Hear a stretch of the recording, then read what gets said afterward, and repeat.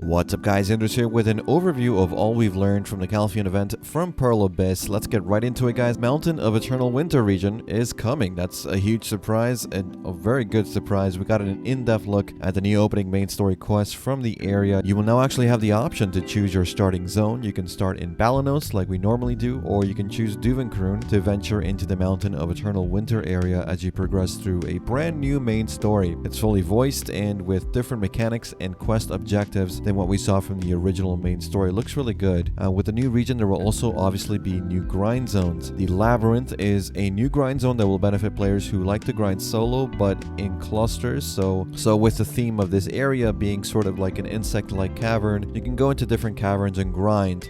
Others will take different rooms, and if enough players are grinding there, the boss of the zone will spawn in a central room or a different room, and you can all go there and benefit from defeating it. The Void is another unique grind zone which will offer almost dungeon-like grind.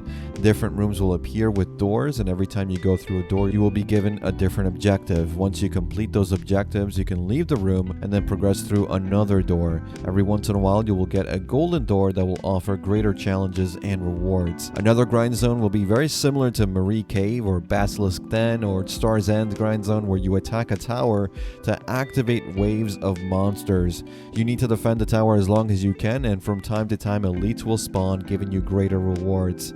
The Okjin grind zone is another spot very similar to Turos with a new mechanic. As you grind, there will be green material that is explosive, so igniting that green crystal will cause AoE damage, making grinding there easier. From time to time, there will be a snowstorm that is summoned, and you can go into the center of the snowstorm to face a field boss called Guardian of the Void. She can drop rare items, but no word on what exactly she drops. Now, as for gear, there are some changes. There will be 2 new gear slots for the items called artifacts. These artifacts are very similar if you played Black Desert Mobile. They will offer you a chance to infuse these items with gems called light stones. They will have similar effects of black magic crystals but will not break upon death. The effects available are HP increase, evasion increase, resistance increase, ignore resist, accuracy, and like on mobile, specific skill damage increase, where some of your abilities will deal more damage with the right light stones. Light stones will also be able to be enhanced. Labreska Helmet is the new Fallen God helmet piece name. You will need a C10 Gaiath or C10 Griffin or a Pen Blackstar helmet to proceed through a quest line to obtain this Labreska Helmet. The Flame of Despair, which was needed for the Fallen God, will not be needed for this new Labreska Helmet. It will have an additional perk if you equip it with the Fallen God armor, however, of 100 HP increase and Monster DR plus 10. The Blackstar Offhand was also announced. It will basically be a better version of Kudum. The Deboreka Belt was also announced. It will drop from the Crypt Arresting Thoughts in Odalita and will be the best AP belt in the game. They also seem to indicate that from now on, whenever we see Deboreka on an accessory, it will be the best accessory, at least AP wise, in the game. Mountain of Eternal Winter will include a new form of transportation via snowboarding down mountain cliffs. Seems to be more like a fun thing to do, not an actual thing you can do. Shais will also receive a new Alpaca mount through an event quest in the region. Looks really cool, to be honest.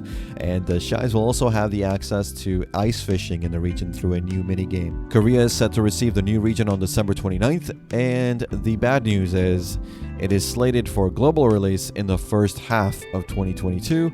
So that means we could be looking at 6 months of wait time before the launch of this region and all content associated with it, unfortunately. Now, apart from the new region, which was the basic bulk of the conference, we got some confirmation on a couple of things. So there are no longer going to be roadmaps, at least right now. There are going to be more in-depth showcases like the one we had today for the Mountain of Eternal Winter and other content like that. Console will get their rework on January 5th, which is good. We get it on the 22nd. Korea gets it next week on the 15th. Now, to make reworks an easier transition for new and veteran players, they will hold an event lowering the cost of tagging characters to just 1 Marnie fuel. That's great. We'll also get breath stats, XP, and weapon swap coupons coming as well. Now, as for new classes, there were heavy rumors that a new Wukong class was coming. I said it was unlikely, more than likely we're going to get a new region. Sure enough, there was no new class announced. Instead, we were actually shown an image of the upcoming class and asked to wait patiently for when we get to see it. Now, from the looks of it, This new class is a female character, Zweihander looking melee character with ties to dragon lore, at least from the armor set. I don't know, what do you guys think? The Wukong could still be a class that's in development, but maybe it's not the next class in line, or maybe they switch things around for whatever reason. Now, Arena of Solare was also confirmed again that it's going to be coming very soon, and it's going to be a global content launched. That's the ranked arena that we've been waiting for, 1v1 PvP. Red Battlefield will be getting a new map based in Valencia City for some urban warfare and control game mode, which looks really good. Tier 10 Dyna is still in development, but no date on when that's going to be released. Elvia Calpheon, we were told it's still in development as well. We were given a taste of what it will look like, at least in the troll area. Blackstar Raid will come after Elvia Calpheon is finished, so that's going to be a while. And then Endless Abyss will have the mechanic much like the Halloween Marnie event, so you can only see slightly in front of you.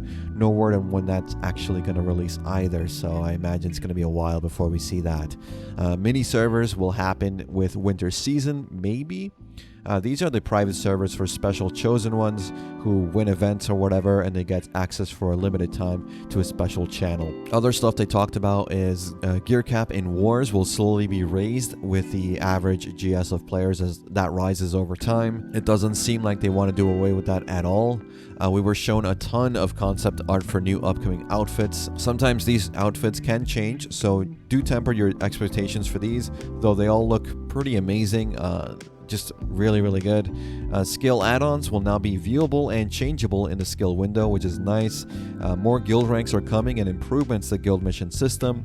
The tier 5 pets are being finalized, but they need to figure out how to make the tier 5 optional and not a much needed tier of pet. They also don't know how to go about that. What we've heard before, that it's going to be either the normal way of doing it, exchanges of pets, or maybe there's going to be a silver value where you need to just pay silver to increase your pets. They don't know that either, so we'll see what they end up doing. They also have no plans to merge the value pack, Kama, and Old Moon buffs into one.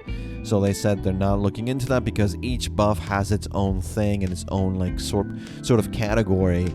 I don't agree with that. I think they should just all bundle it in one. Why not? It's easier for people, but they don't want to do that. They also have no plans of making the infinite potion placeable in family inventory either. Again, I don't know why they wouldn't want that. That's just quality of life. But they seem pretty adamant about saying no to that. They also spoke a lot about ifs and maybe content, so sort of things that maybe will come, but these responses, honestly, I don't really want to go over that. It's, in my mind and my experience with Pearl Abyss, usually when it's an if or maybe, don't even think about it. It might never come. So it's better not to think about that. Just think about what we know for sure is coming, what they have confirmed is coming. Don't get bogged down on rumors. Believe what is coming.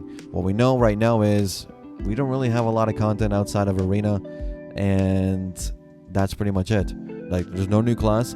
The new region is great, but that's not coming for us for a while. So overall, I'd say if you're a global player, you're not going to be super happy with this event. There are a lot of things that they gave us for free, which is good. I'll have it at the end of the video. But in terms of upcoming content, I think a roadmap would have been good. Let me know what you guys think about the event. And that's pretty much it for this one, guys. Let me know what you guys think about today's video in the comments or over on our community Discord.